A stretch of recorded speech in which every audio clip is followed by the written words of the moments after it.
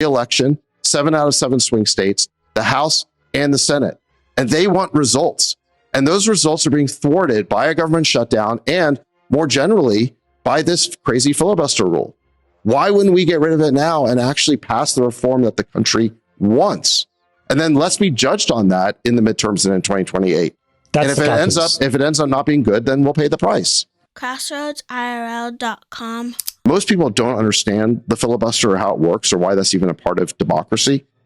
Basically, what it says is that for votes where the filibuster is in play, you need 60 votes. You need a supermajority in the Senate as opposed to 50.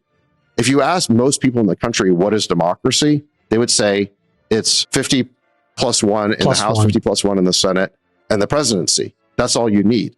But that's not true. And the question is, if Democrats won't reopen the government, then I think Republicans are within their rights to get rid of this filibuster. And we know the Democrats will do it. The next time the Democrats have the trifecta, they will absolutely get rid of the filibuster. We know that's true because when we interviewed Joe Manchin, he was very clear. He was asked by Schumer and Biden, let's vote out the filibuster. And he drew a bright line in the sand and said, no, but you're right, they would have. And we're getting to a place where if these folks in the Senate and the House don't get back to work soon, there will be no domestic policy agenda that gets passed. There's critical crypto legislation, AI legislation, there's domestic health. There's a lot to be said about the way the Democrats are pushing their own agenda. And they're doing it successfully, largely because they have the sentiment of mainstream media backing them. Their catastrophic handling of the shutdown and their very juvenile tantrum, which they throw every time President Trump does anything of significance, that appears to appeal to the regular American citizen. They should not be having any favorable press by now, but the mainstream media is helping them along. And with the conversations around ending the filibuster, a lot of us who are watching the proceedings feel very guarded about the filibuster being ended by the Republican Party.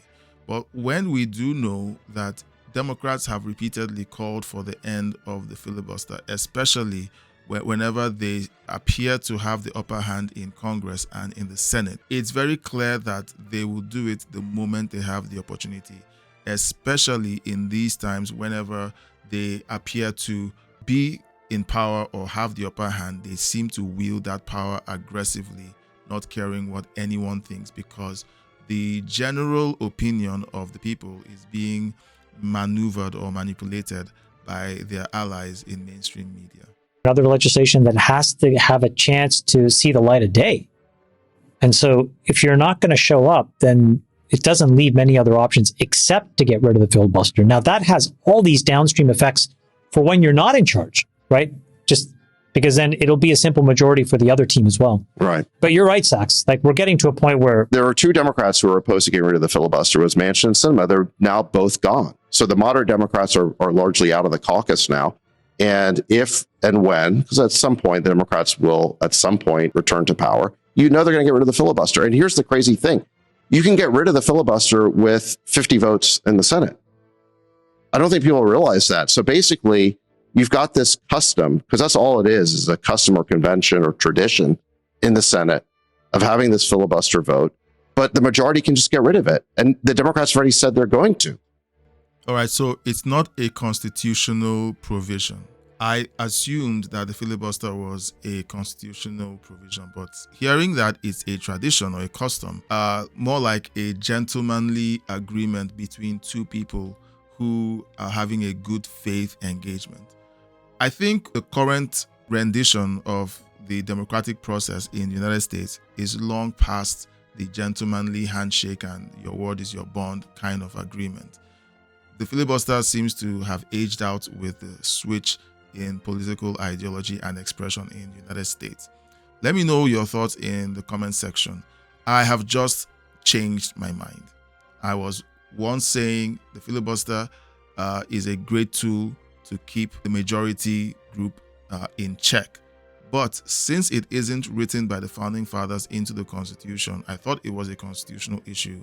I thought it was something that was written in ink that would have to be legislated out. But if it's a custom, then it doesn't mean anything It should be gotten rid of in order to make sure that people get their bills paid, the families are eating, because contrary to the Democrat narrative, the Republican Party doesn't want to take EBT or SNAP benefits away from people who need it. They are reforming it in order to ensure that the people who do need it are getting it, and those who are lazy bums feeding off the teat of the regular taxpayer are kicked to the curb and told to go get a job. So why would the Republicans foolishly abide by this sort of gentleman's agreement that doesn't exist anymore, hold themselves to a 60-vote majority? The country gave President Trump a mandate. They gave him a sweeping re-election, 7 out of 7 swing states, the House and the Senate. And they want results. And those results are being thwarted by a government shutdown and, more generally, by this crazy filibuster rule. Why wouldn't we get rid of it now and actually pass the reform that the country wants? And then let's be judged on that in the midterms and in 2028.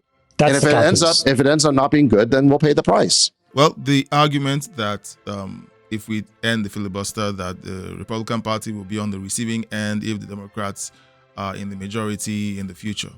Well, here's the way to deal with that argument. Do a good job. That's all you need to do. Make sure that if you end the filibuster, you serve the American people to maximum efficiency.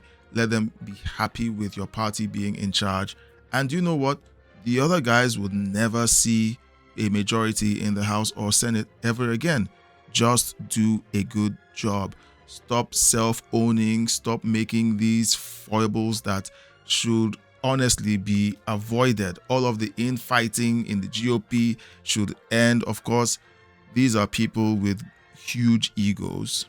Okay, it only takes someone with a huge ego to step forward to say, I want to be, or let me use the term, I deserve to be voted into office. It's almost impossible that that will happen. There's always going to be infighting, but there's always something that is bigger than your ego, and that is the greater good.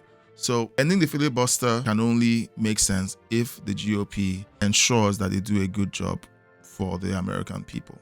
Then the American people will say, you guys are doing such a good job, we're going to keep hiring you by voting you back into office. That's the simplest way to solve this issue. So I don't think the argument that we should keep the filibuster because if the Democrats get back in office, they will use it against us. If you don't want them to get back into office, do a good job. Subscribe. Thanks for watching, liking, and sharing this video. Please subscribe, leave a super thank, and join my membership to keep me doing this. A huge thank you to my supporters listed on the screen. Thank you for your donations and membership. Thanks for watching.